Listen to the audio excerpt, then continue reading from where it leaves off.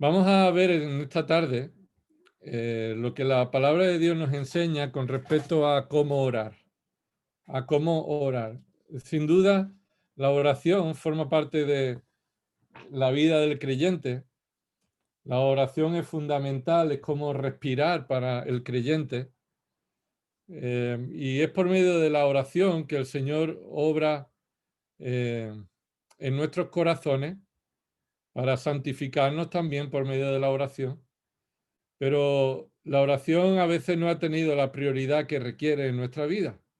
Es decir, tan importante es nuestra oración que en ocasiones es lo que menos tiempo dedicamos. Y todo lo que aprendamos de la palabra de Dios para cómo orar, por medio de quién orar, en el nombre de quién orar, y el contenido de nuestra oración, debemos encontrarlo en lo que la palabra de Dios nos enseña al respecto. ¿Recordáis cómo Jesús enseñó a sus discípulos a orar, verdad? En Lucas 11 los discípulos le piden: Señor, enséñanos a orar como los discípulos de Juan el Bautizador fueron enseñados por él. Y Jesús sin duda les enseña una oración modelo que en ocasiones se ha convertido, lo que conocemos como el Padre Nuestro, se ha convertido en una especie de repetición, ¿verdad? Y se ora el Padre Nuestro como una penitencia, ¿verdad? A veces. Reza 3 Padres Nuestros y ya, ¿no? Eso ha sucedido en muchas ocasiones en el sistema católico romano. Pero la oración del Padre Nuestro sin duda ha servido como un modelo o una forma de enseñar, que Jesús enseñaba a sus discípulos y nos enseña a nosotros el contenido que debe tener la oración. Aunque en esta tarde no vamos a ver, no vamos a estar dedicados al Padre Nuestro, pero vemos que necesitamos ser enseñados. En Romanos 8 también Pablo está diciendo que no sabemos cómo pedir como conviene. No sabemos pedir como conviene. En ocasiones no sabemos cómo debe ser nuestra petición de oración. Y es el Espíritu Santo quien intercede por nosotros, es decir, quien actúa en nosotros para llevarnos a un discernimiento de cómo debemos orar. Sin duda alguna, Santiago capítulo 4 nos dice Santiago que no tenemos porque no pedimos. ¿Recuerda eso? No tenéis porque no pedís. Ahora, pedís y no tenéis porque pedís mal. Y pedís mal porque pedís para vuestros propios placeres y vuestro propio egoísmo, ¿no? Así que el creyente debe crecer en el conocimiento de cómo debe ser nuestra oración para que nuestra vida de oración cambie. Y a medida que nuestra vida de oración cambia, nuestra fuerza y nuestra dependencia en el poder del Espíritu, en la obra de Cristo, en el Evangelio, va a manifestarse y va a ser evidente en tu propia vida. A veces tenemos que luchar con nuestras limitaciones. Jesús le dijo a sus discípulos, ¿verdad? En Lucas 22, cuando estaban en el huerto y a punto de ser arrestado, Jesús fue a orar aparte, pero antes de irse le dijo a sus discípulos: orad, velad en oración para que no caigáis en tentación. Y sus discípulos no aguantaron y por el temor se quedaron dormidos. Dice Lucas 22 que por el temor, por el miedo, se quedaron dormidos. Yo no sé cómo es tu vida de oración en este tiempo de temores, en este tiempo de dificultades. No sé cómo está siendo tu vida de oración. Probablemente creo que deberíamos todos reconocer que no es como debiera nuestra vida de oración. Ahora, tampoco sé cómo estás orando. ¿Qué contenido tiene tu oración? ¿Cuál es tu corazón? ¿Cómo estás orando cuando dedicas tiempo a ello? Por eso quería compartir con vosotros en esta tarde una oración que encontramos, Bueno, más bien una oración es el testimonio de Pablo hacia los filipenses, de cómo él oraba por los filipenses y por tanto cómo debe ser nuestra oración con respecto unos con otros. Así que acompañadme a Filipenses capítulo 1.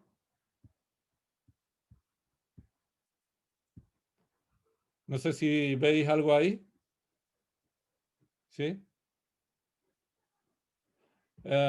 Filipenses capítulo 1.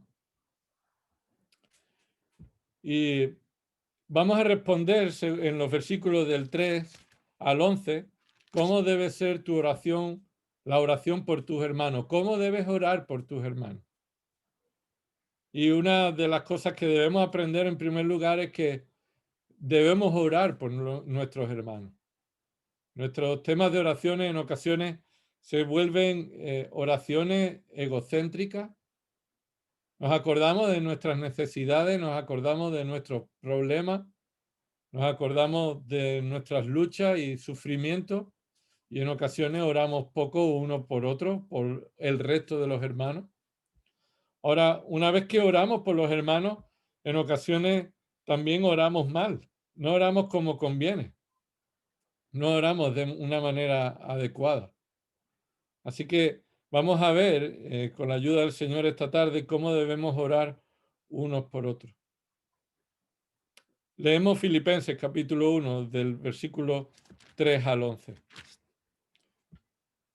Doy gracias a mi Dios siempre que me acuerdo de vosotros, orando siempre con gozo en cada una de mis oraciones por todos vosotros, por vuestra participación en el Evangelio desde el primer día hasta ahora, estando convencido precisamente de esto, que el que comenzó en vosotros la buena obra, la perfeccionará hasta el día de Jesucristo. Es justo que yo sienta esto acerca de todos vosotros, porque os llevo en el corazón, pues tanto en mis prisiones como en la defensa y confirmación del Evangelio, todos sois participantes conmigo de la gracia. Porque Dios me es testigo de cuánto os añoro a todos con el entrañable amor de Cristo Jesús.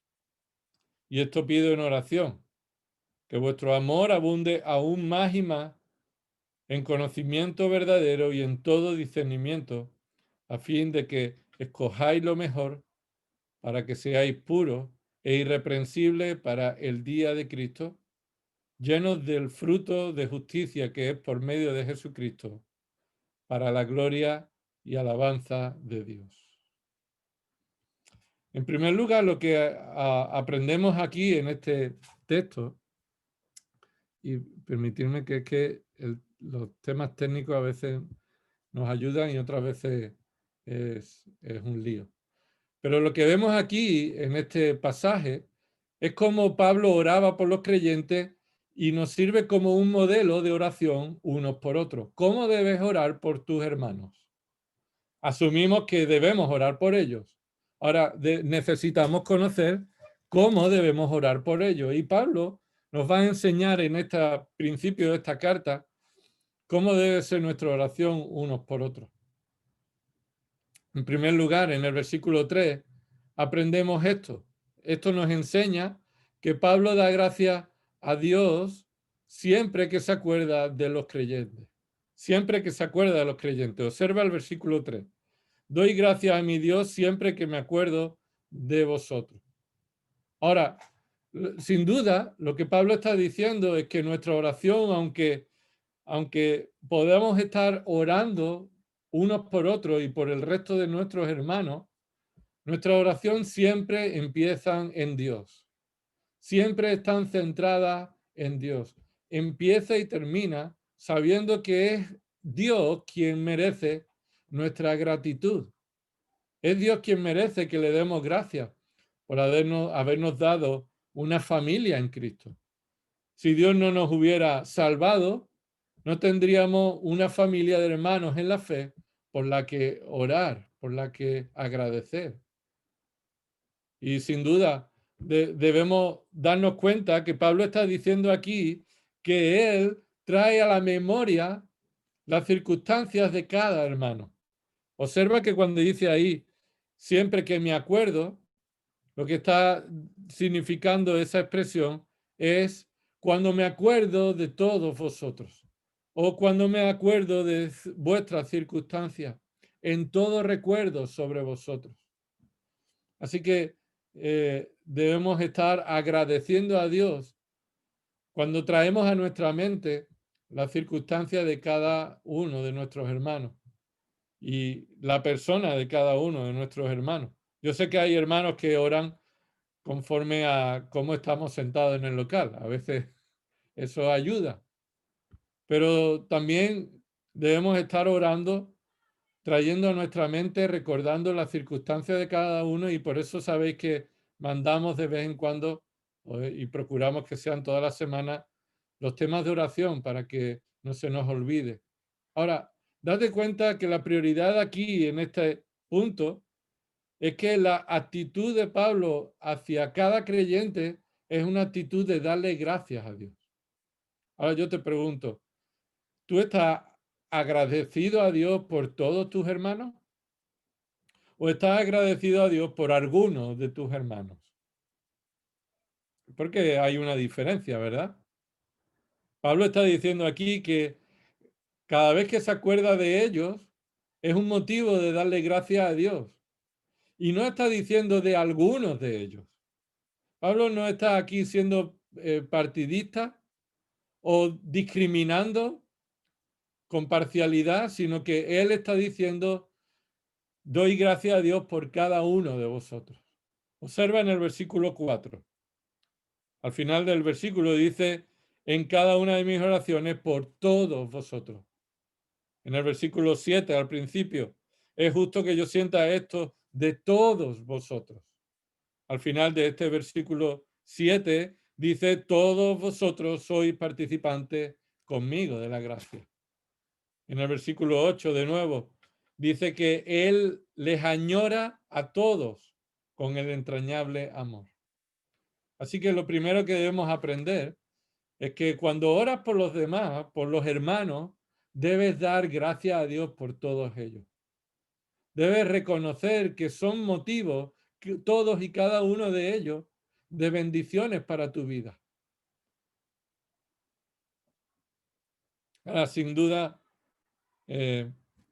esto debe aplicarse de una manera clara, ¿verdad? ¿Cómo esto debe aplicarse, este principio que Pablo nos enseña? Bueno, lo primero que debemos traer a nuestra mente es esta aplicación. Agradece a Dios por todos y cada uno de tus hermanos. El énfasis se encuentra en la actitud de gratitud por cada uno y por todos.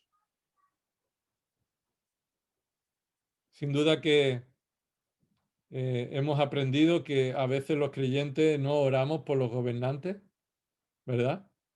Y mucho menos oramos por los gobernantes que son de otro signo político del que tú normalmente has sentido algún tipo de simpatía. Pero también esto en ocasiones sucede. Y esto es lo que estaba sucediendo en esta iglesia. Acompáñame de nuevo aquí al capítulo 4, al final de esta carta, y dice capítulo 4, versículo 1. Así que, hermanos míos, amados y añorados, gozo y corona mía, estad así firmes en el Señor, amados. Y observa el versículo 2. Ruego a Evodia y a Síntique. Estos eran dos mujeres que eran miembros de esta iglesia. Y dice un ruego para ellas, que vivan en armonía en el Señor. Pablo, una de las razones por las que escribe esta carta es porque sabe que en esta iglesia hay distinciones. No todos dan gracias a Dios por otro hermano de su propia congregación. Evodia y Síntique no estaban en armonía. ¿Y eso qué significa? Pues que el hecho de no estar en armonía y de que hay algunas cuestiones que estaban impidiendo que continuaran sirviendo al Señor como lo hicieron. Mira lo que dice el versículo 3. capítulo 4, versículo 3, en verdad, fiel compañero, también te ruego que ayudes a estas mujeres, en referencia a Evodia y Síntique. Mujeres que se caracterizan porque han compartido mi lucha en la causa del Evangelio. Así que le está diciendo al hermano que está allí que ayude a estas hermanas a que ellas vuelvan a compartir la lucha por el Evangelio en armonía como antes estaban. Algo había pasado, yo no lo sé. Probablemente habría sido una tontería, como en muchas ocasiones suceden nuestras discordias, ¿verdad? Pero por alguna cuestión que sea, la armonía se había roto. En el mundo se responde de esta manera, de una manera pecaminosa, con ira, con murmuraciones, con distintas respuestas. Pablo está diciendo que debemos estar dando gracias a Dios por cada uno de nuestros hermanos, y a Evodia y a Síntique, y a cada uno de los hermanos de una congregación que no viven en armonía, deben reconocer delante de Dios que deben agradecer a Dios por ellos, por cada uno. Y mira, la clave está aquí en el capítulo 2. Capítulo 2, versículo 2. Dice, haced completo mi gozo, siendo del mismo sentir, conservando el mismo amor, unidos en espíritu, dedicados a un mismo propósito. Nada hagáis por egoísmo o por vanagloria, sino que con actitud humilde, cada uno de vosotros considere al otro como más importante que a sí mismo, no buscando cada uno sus propios intereses, sino más bien los intereses de los demás. ¿Cómo sé si yo tengo una actitud como esta? En lugar de egoísmo o de vanagloria, tengo una actitud humilde. Se verá si yo puedo decir, Señor, gracias por todos mis hermanos. Yo te doy gracias por cada uno de mis hermanos. Y si esto no sucede, hay un mandato, versículo 5, en el capítulo 2, 5, haya pues en vosotros esta actitud que hubo también en Cristo Jesús.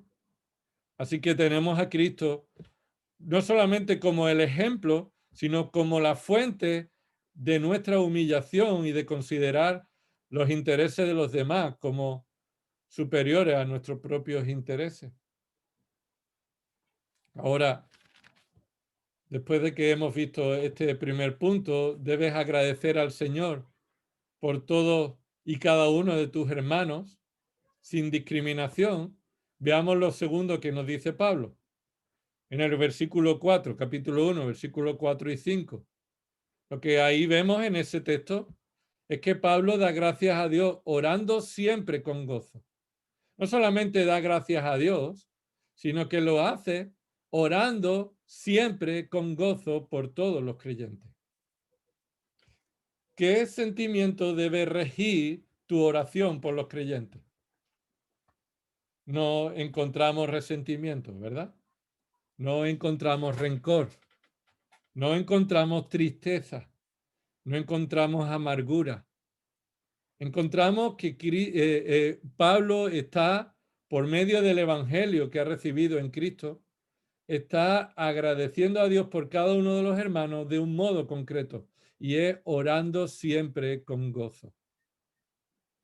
Mira lo que dice el versículo 4, orando siempre con gozo. Esa palabra siempre con gozo, lo que está enfatizando es que el gozo del creyente, hermano, escucha esto, el gozo del creyente no depende ni reclama que las circunstancias que nos rodeen sean ideales. El gozo del creyente no depende de las circunstancias, sino de nuestra posición en Cristo. El gozo del creyente no depende de las circunstancias que le rodean, sino de nuestra posición en Cristo. Lo que gracias a Cristo hemos recibido.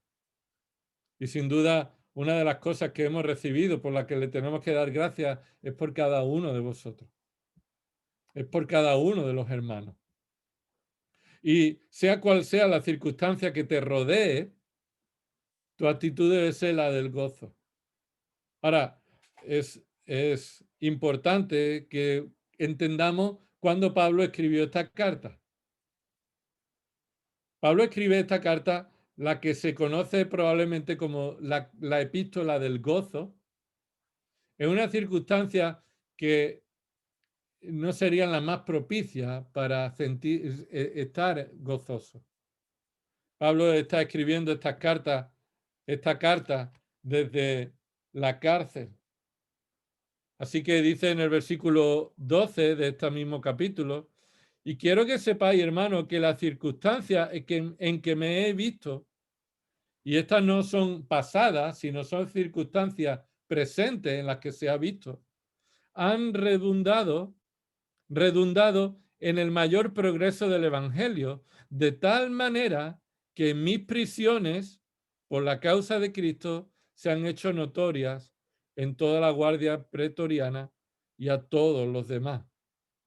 Así que Pablo está escribiendo desde el confinamiento obligado, desde el encarcelamiento domiciliario, desde una circunstancia en la que cualquier persona que no tiene en Cristo su satisfacción se encontraría como una razón para sentir miedo, tristeza, amargura. Además, una circunstancia en la que él se ha visto abandonado. Mira lo que dice el capítulo 2, versículo 19, versículo 20. Dice que, pues nadie más tengo del mismo sentir mío y que esté sinceramente interesado en vuestro bienestar, y esto se refiere a Timoteo. Pero observa, versículo 21, porque todos buscan sus propios intereses, no los de Cristo Jesús. Esto está mostrando que Pablo había sufrido no solamente el encarcelamiento, sino que había sufrido también el abandono de hermanos que habían estado con él y lo habían abandonado. Habían buscado sus propios intereses en lugar de los intereses de Cristo. Y no solamente eso, sino capítulo 1, versículo 14. Dice, y que la mayoría de los hermanos, confiando en el Señor por causa de mis prisiones, tienen mucho más valor por hablar la palabra de Dios sin temor. Observa que dice la mayoría de los hermanos. Eso significa que no todos habían tenido valor. Aunque la mayoría había tomado valor confiando en el Señor a causa de las prisiones de Pablo, que ahora se atrevían a seguir hablando cada vez más del Evangelio, no era así con todos. Versículo 15. Observa. Algunos, a la verdad, predican a Cristo aún por envidia y rivalidad. Esta era motivación de algunos que predicaban a Cristo. Lo hacían por envidia y rivalidad, pensando, versículo 16, versículo 17, aquellos proclaman a Cristo por ambición personal, no con sinceridad, pensando causarme angustia en mis prisiones.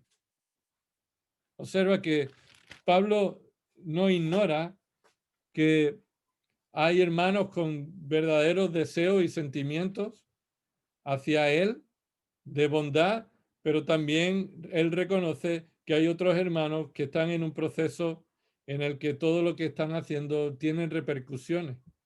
¿Y esto qué significa? Bueno, en un sentido significa que tú debes estar gozoso a pesar de lo que los hermanos estén haciendo hacia ti.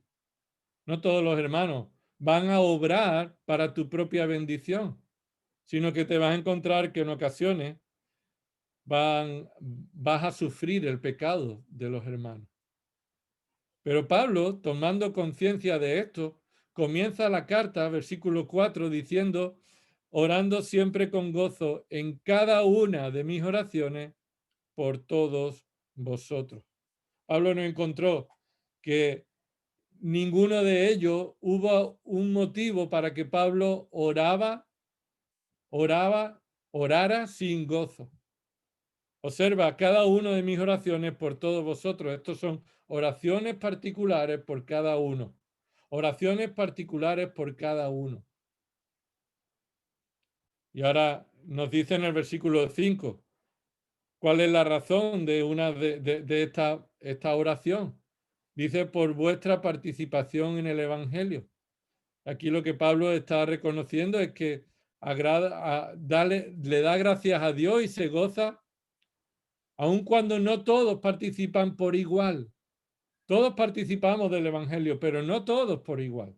Acabamos de leer, algunos lo hacen por valentía y confianza en el Señor, pero no todos predican por esa motivación. Algunos tienen una motivación egoísta, buscando su propio interés, creyendo que con eso va a afectar a Pablo en sus cadenas.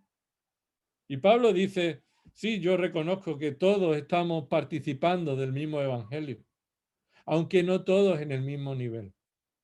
Pero la clave aquí es, bueno, aunque no todos estamos en el mismo punto, en el mismo proceso de nuestra santificación. Y por esa razón probablemente estemos sufriendo en ocasiones el pecado unos de otros.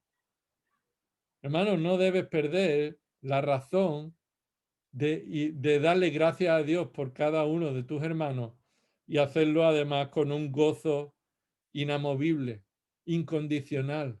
Gózate por cada uno de tus hermanos. Y esta participación es desde el primer día hasta hoy, dice.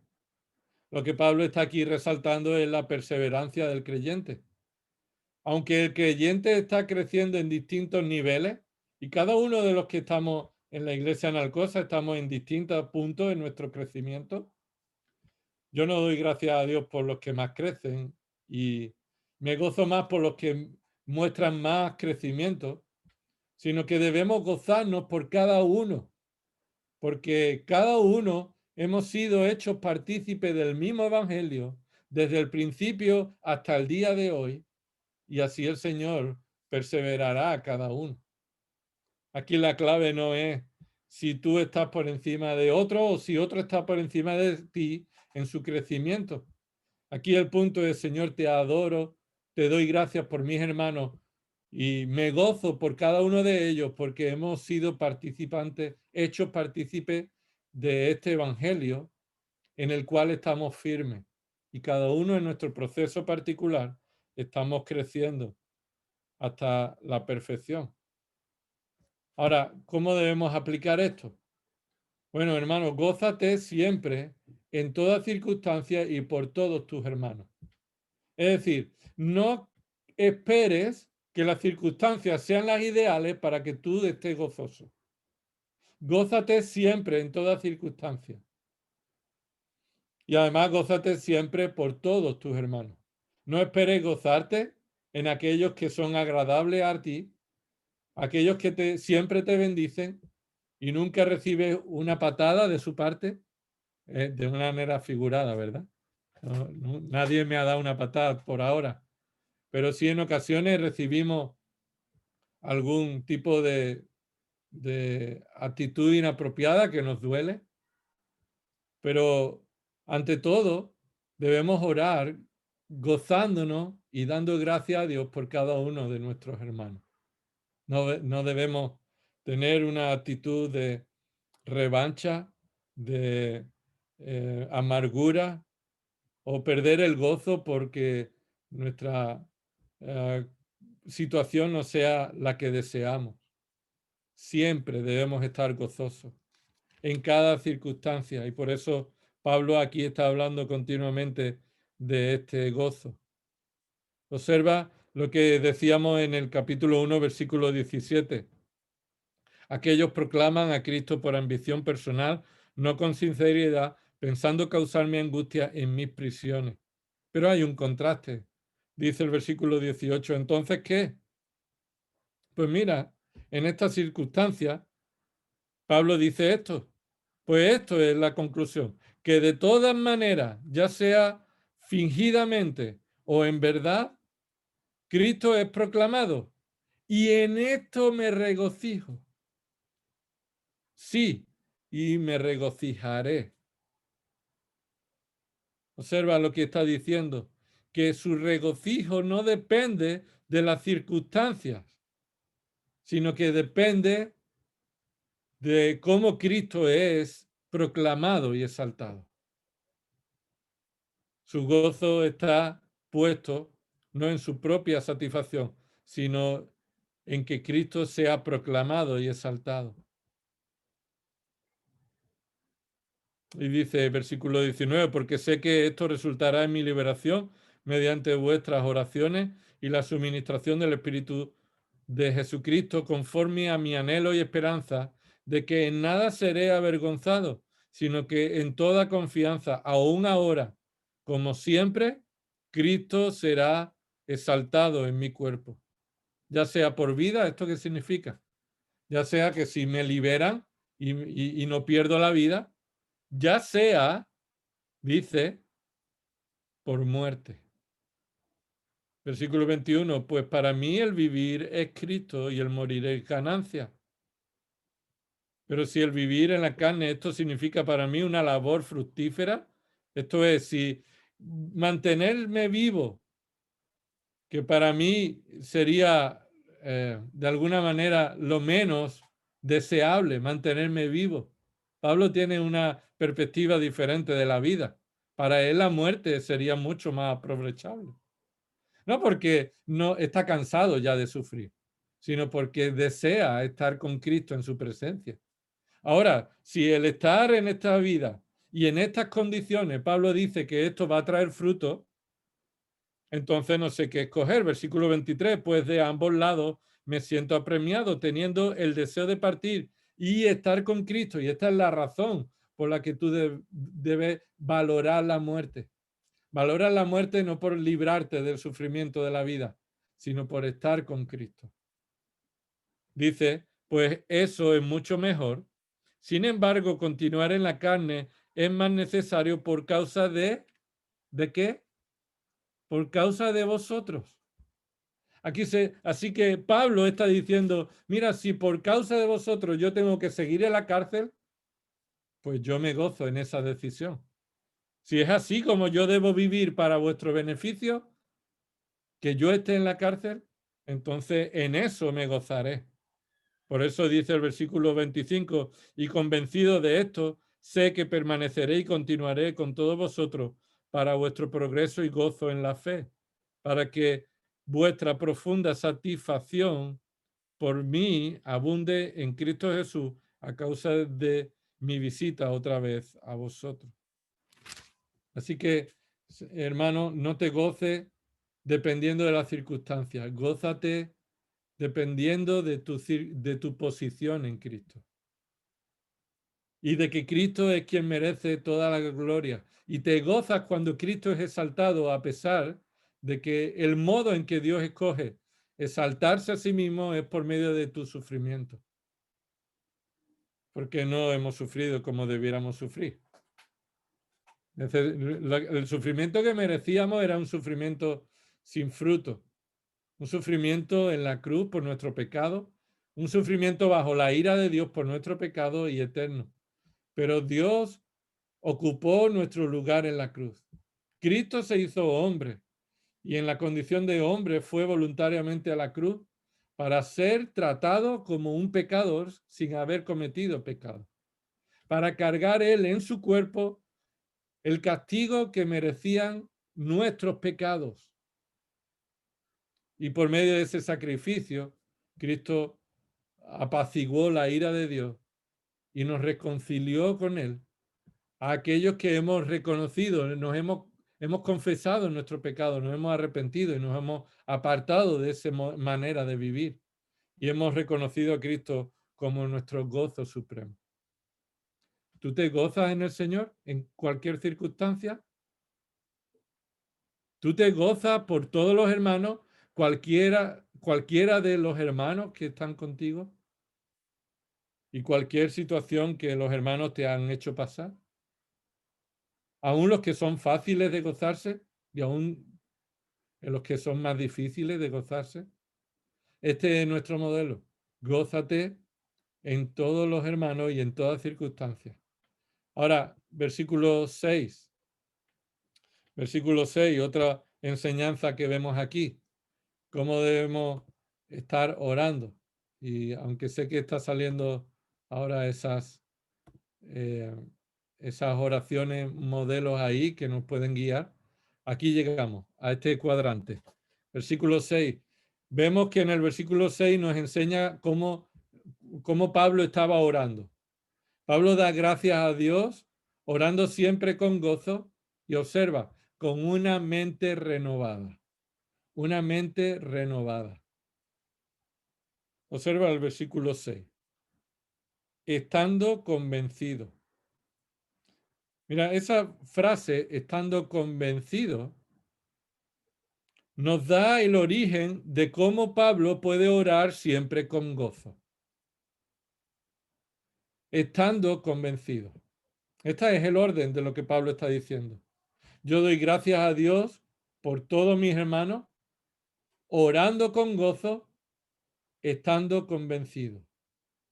Estando convencido. La oración de gratitud y la oración de gozo por todos los creyentes proviene no de un sentimiento, sino de una verdad bíblica objetiva que está en su palabra, que debemos conocer, debemos creer, debemos confiar y debemos obedecer. Esa palabra convencido, estando persuadido, dice la Reina Valera, convencido implica todo esto: conocer, creer, confiar y obedecer. Y los sentimientos de gozo, el estado de gozo, sea cual sea la circunstancia, comienza por una mente renovada. Todo comienza en tu mente, en lo que tú entiendes, lo que tú sabes, en la verdad de Dios, que toma el lugar en tu mente para hacerte ver la vida como en realidad debes verlo. Pablo nos dice en Colosenses que nosotros, los creyentes, tenemos la mente de Cristo. Y así debemos estar orando. Con una mente renovada, tu oración se va a convertir en un motivo de gratitud, con gozo por cada uno de tus hermanos. Porque vas a ver la vida y vas a ver las circunstancias como en realidad son, no como tú crees que son. Estando convencido precisamente de esto. Ese precisamente es un convencimiento particular, concreto. ¿Qué conocimiento es el que permite que Pablo se goce en toda circunstancia y por cada hermano? Y por esa actitud, él le dé gracias a Dios por cada uno de sus hermanos. Este es el convencimiento en su mente. Y tiene que ver con la perseverancia, con la obra de Dios en nosotros. Mira, este es el convencimiento. 2 puntos. Que el que comenzó en vosotros la buena obra, la perfeccionará hasta el día de Cristo Jesús. Pablo no se queda en las circunstancias puntuales de nuestro proceso de crecimiento. A veces tú has sufrido daño por algún hermano, o a veces te cuesta trabajo encontrar alguna razón por la que agradecer y gozarte al pensar en algún hermano en concreto. Pero debes reconocer que tu manera de pensar es la que te está impidiendo orar por ese hermano de una manera concreta y adecuada, correcta. No estás dando gracias a Dios por tu hermano, ni lo haces con gozo, porque no estás viendo la obra terminada en él. Solamente te centras en el proceso en el que hay imperfecciones. Reconocerlo en tu propia vida. ¿Crees que ya eres lo que debes ser? ¿Reconoces que tu vida ya es como debiera ser? Este es el mismo convencimiento que debe haber cuando ves al resto de tus hermanos. Señor, reconozco que mis hermanos también están, igual que yo, en un proceso de santificación. En un proceso en el que nuestro pecado está siendo quitado y estamos siendo enseñados, purificados, limpiados por tu palabra.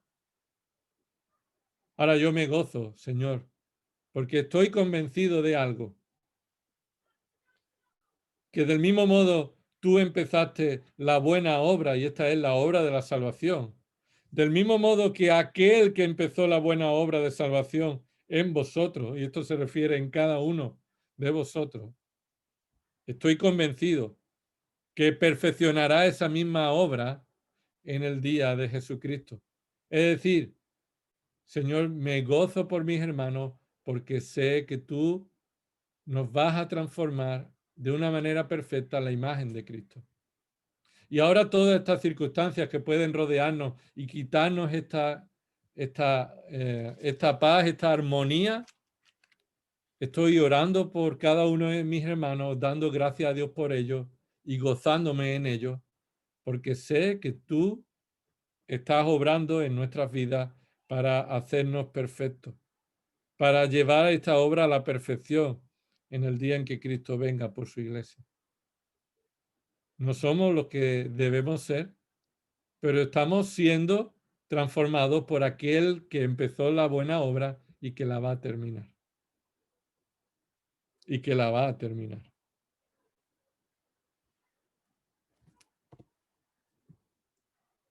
¿Cómo debes orar? ¿Cómo debes aplicarlo a tu vida?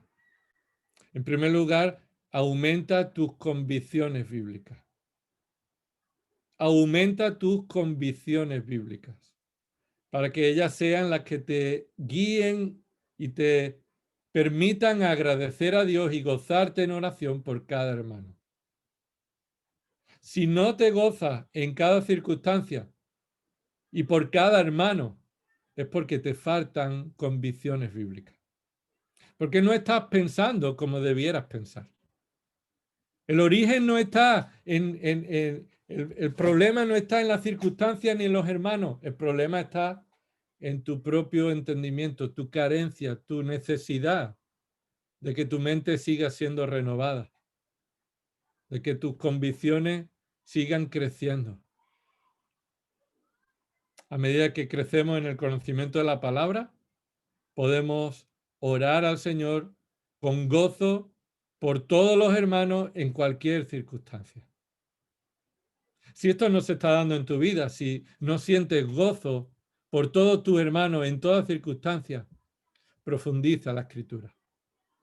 Lee la palabra y reconoce que tu mente no está guiada por el pensamiento de Cristo, sino que estás dejándote llevar por un pensamiento que está centrado en uno mismo, en nuestras necesidades, en nuestros deseos, nuestros gustos y nuestras preferencias. Ahí hay algunos tipos de oración que nos pueden servir de ayuda y esto os lo pasaré más adelante. Ahora vayamos al versículo 7. ¿Qué nos enseña Pablo en el versículo 7? Mira, en el versículo 7 encontramos esta realidad. Y es que Pablo reconoce que es justo que ore con gratitud a Dios y gozoso por cada creyente, pero no en base a los méritos, sino en base a la gracia de Dios. Reconoce que es justo no porque lo que ellos hayan hecho, sino por lo que Dios ha hecho por gracia. Y esto debe ser aclarado, porque mira lo que dice en el versículo 7. Es justo que yo sienta esto acerca de todos vosotros. ¿A qué se refiere que sienta esto? Bueno, lo que Pablo está diciendo, que es justo, es recto delante de Dios, que yo sienta gratitud y gozo por todos vosotros en cualquier circunstancia. Y cómo ellos les han apoyado siempre. Esto es justo. Yo pongo a prueba mis sentimientos. Mira, Pablo pone a prueba sus sentimientos. Y lo vamos a ver en el segundo versículo, en el versículo 8. Pero observa que cuando dice es justo que yo sienta esto por todos vosotros, nos da una razón. Observa el versículo 7. Porque os llevo en el corazón, pues tanto en mis prisiones como en la defensa y confirmación del Evangelio, todos vosotros sois participantes conmigo de la gracia. Ahora, permíteme que ponga en orden este pensamiento y cambiemos de orden la frase, ya que la fuerza de la frase está al final y lo que está en medio es la circunstancia en la que eso ha sucedido. Observa el versículo 7 de nuevo. Es justo que yo sienta esto acerca de todos vosotros, porque os llevo en el corazón, pues vosotros sois participantes conmigo de la gracia. ¿En qué circunstancias? En mis prisiones, tanto en mis prisiones como en la defensa y confirmación del Evangelio.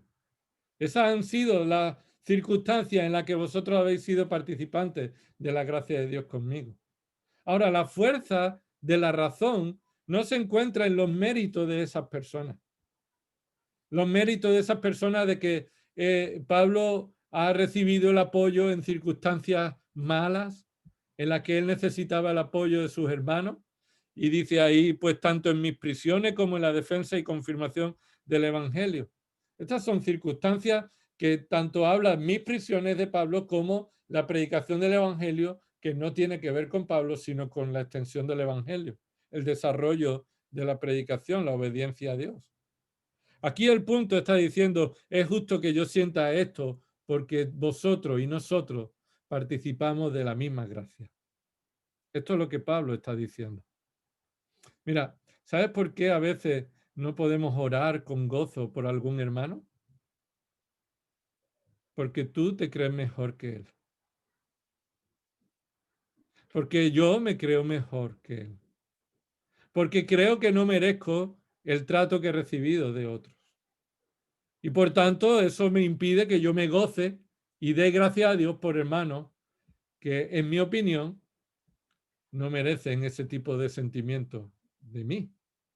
Pablo está diciendo, esto es justo que yo lo sienta, no por mis méritos, no por vuestros méritos, sino porque tanto vosotros como nosotros somos partícipes de la misma gracia.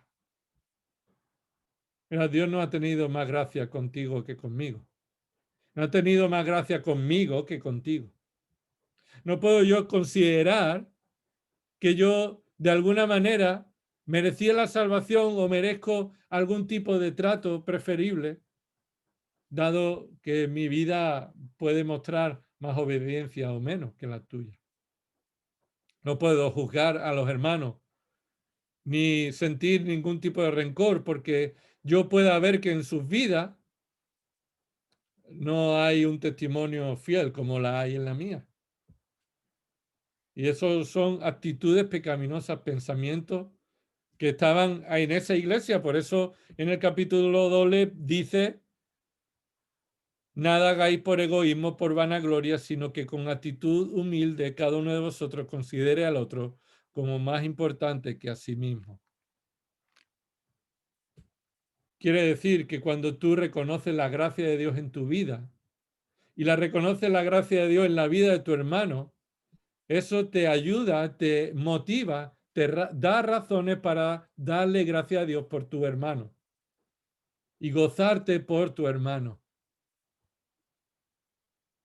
ya que los dos hemos recibido el beneficio de la gracia de Dios, las bendiciones que no merecíamos. Señor, te damos gracias por las bendiciones que ni yo ni mi hermano merecíamos. Ahora, versículo 8 nos dice también una razón. ¿Por qué es justo? Esta es la pregunta que se va a responder en el versículo 8. ¿Por qué es justo que yo sienta esto? Porque Dios me es testigo.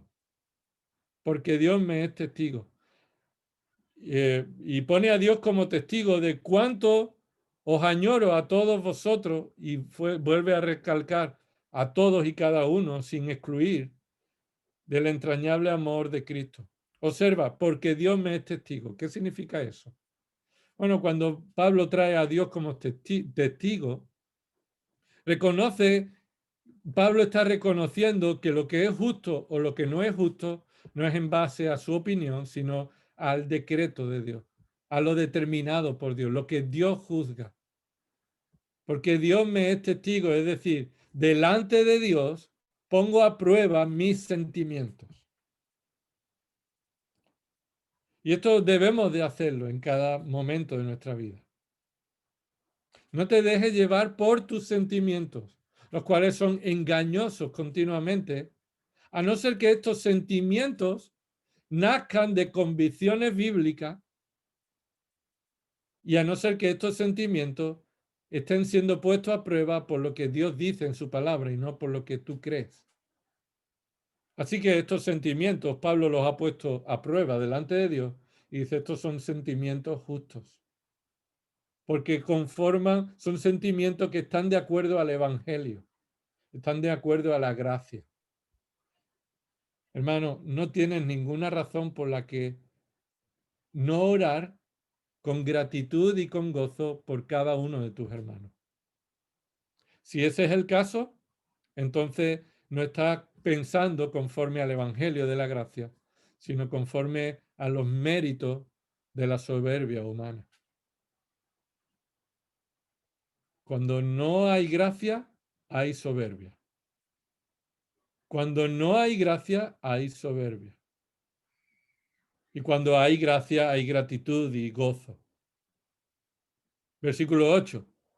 Pablo vuelve a recalcar que es justo que yo sienta esto porque el amor que tengo por vosotros no es el amor que nace de mérito propio, es el amor que hemos recibido en Cristo. Dice, porque os añoro a todos con el entrañable amor de quién? De mis méritos como apóstol, ¿no? El entrañable amor de un teólogo o de un maestro de la ley. No, el entrañable amor de Cristo. Ese es el supremo amor. No puedes amar como Cristo ama, a no ser que Cristo te haya amado así. Esto solamente puede hacerlo un creyente. Darle gracias a Dios y gozarse aún por todos los hermanos que pudieras tú tener alguna razón de que te han hecho algún mal, ya que Cristo nos amó a nosotros no porque fuéramos perfectos, sino en esto conocemos el amor de Dios hacia nosotros, en que siendo aún pecadores, Cristo murió por nosotros. Y este es el amor con el que nos debemos amar, un amor sacrificado, un amor sacrificial como el de Cristo en nuestras vidas. Y vayamos a la aplicación. Hermano, ora por tus hermanos reconociendo la gracia de Dios en tu vida y en sus vidas. En tu vida y en sus vidas. Reconoce que es por la gracia de Dios que formamos parte de un mismo pueblo, de un mismo cuerpo. Y pon a prueba tus sentimientos, hermano, a la luz de la palabra. Pon a prueba tus sentimientos a la luz de la palabra, a la luz de la gracia de Dios. Que no sean tus sentimientos movidos por el pecado, el resentimiento, el orgullo, el dolor el amor propio, sino los sentimientos que provienen del Evangelio, del amor de Cristo, de la gracia, de su misericordia. Versículo 9 y 11. No solamente debemos de orar con gratitud, dando gracias a Dios por cada uno de nuestros hermanos y gozarnos cuando pensamos en cada uno de nuestros hermanos por la gracia que hemos recibido, sino que tenemos que pedir cosas concretas por nuestros hermanos. ¿Qué debemos pedir? Debemos pedir cosas concretas. Mira, dice Pablo, versículo del 9 al 11, Pablo pide que el amor verdadero aumente entre los creyentes. Pablo pide que el amor genuino, verdadero, aumente entre los creyentes. Observa el versículo 9. Y esto pido en oración. que vuestro amor, observa, vuestro amor, Pablo está diciendo que como él es un testimonio para ellos de cómo los ama, él está pidiendo al Señor por ellos para que ellos mutuamente se amen así. Mutuamente se amen de esta manera. Para que vuestro amor abunde más y más. Ahora, la pregunta es, ¿cómo podemos hacer que nuestro amor, el amor verdadero que viene de Cristo, pueda crecer y abundar y aumentar entre nosotros los creyentes? Y vemos aquí tres, como si fuera una cadena. En principio, el amor aumenta en conocimiento y discernimiento. El amor aumenta a medida que crece nuestro conocimiento y discernimiento. Dice, y esto pide en oración, que vuestro amor abunde aún más y más en conocimiento verdadero y en todo discernimiento. Eso de en conocimiento y en discernimiento debería de traducirse más bien por medio del conocimiento y el discernimiento. Por medio del conocimiento y el discernimiento. Es decir, a medida que tú creces en el conocimiento, como hemos dicho antes, estoy convencido de esto y este convencimiento de la palabra de Dios afecta mi manera de orar por vosotros. Ahora, este conocimiento también hace que mi amor crezca. El conocimiento de la palabra, de la gracia, del evangelio, de la persona de Dios, de sus atributos, de nuestras condiciones, de lo que Dios nos ha dado por su gracia. Todo el conocimiento con el que vamos creciendo aumenta nuestro amor. Debe aumentar nuestro amor, si no sería un conocimiento que envanece. Pero un conocimiento que se traduce en discernimiento. ¿Qué significa discernimiento? Es poner en práctica el conocimiento. Es usar el conocimiento. El discernimiento es saber diferenciar entre lo que está bien y está mal. ¿Y cómo tú diferencias entre lo que está bien y está mal? En base a lo que tú conoces, en base a tu conocimiento de lo que Dios determina de lo que está bien y está mal. Así que nuestro amor aumenta y crece a medida que nuestro conocimiento y juicio y manera de aplicar el conocimiento aumenta en nosotros.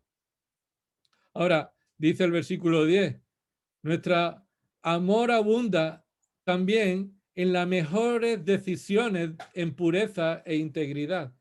Dice, observa el versículo 10, a fin de que escojáis lo mejor para que seáis puros e irreprensibles para el día de Cristo. ¿Qué significa esto? Pues significa que a medida que creces en el conocimiento verdadero de la palabra de Dios y creces en el discernimiento, en la puesta en práctica de lo que está bien y está mal, eso tiene un propósito y es que tú elijas lo que es mejor.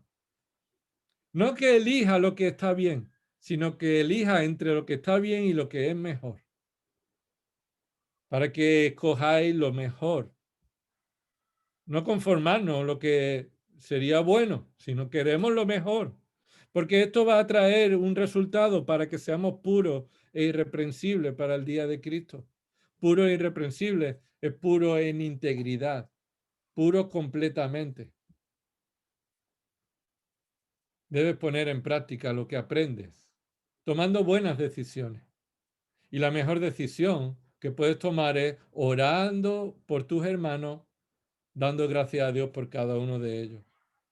Y hacerlo con un gozo que no depende de las circunstancias, sino de tu posición en Cristo. En último lugar, versículo 11. El amor abunda en nosotros a medida que obramos en justicia. A medida que obramos en justicia. Mira, versículo 11. Llenos del fruto de justicia. Y este fruto de justicia significa obras justas.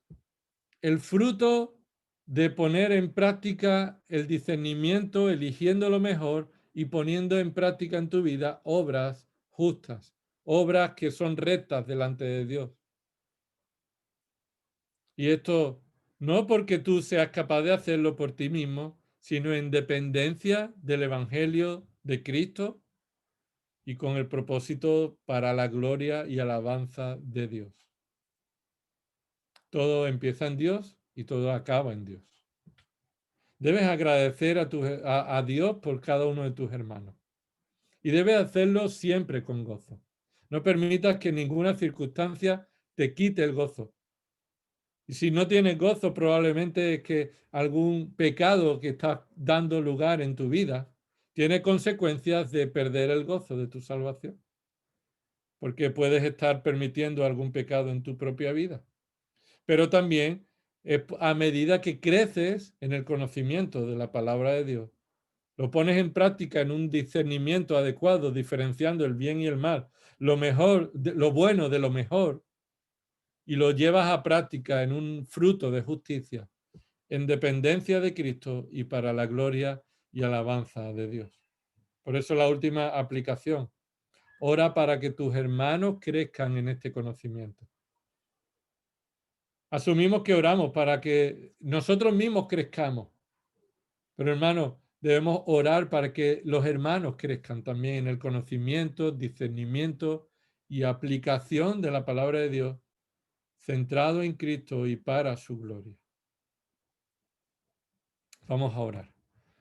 Señor, te damos gracias por las realidades que encontramos en tu palabra, que nos permiten, Señor, orar unos por otros, dando gracias a ti por habernos hecho partícipes de la misma gracia.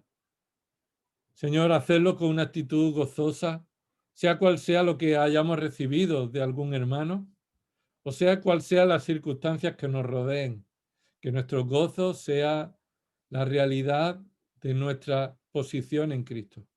Hemos sido reconciliados contigo y hemos sido hechos hijos tuyos. Y nada ni nadie nos podrá separar de tu amor. Y quien empezó esa obra la va a llevar hasta el final por medio de tu poder y fidelidad.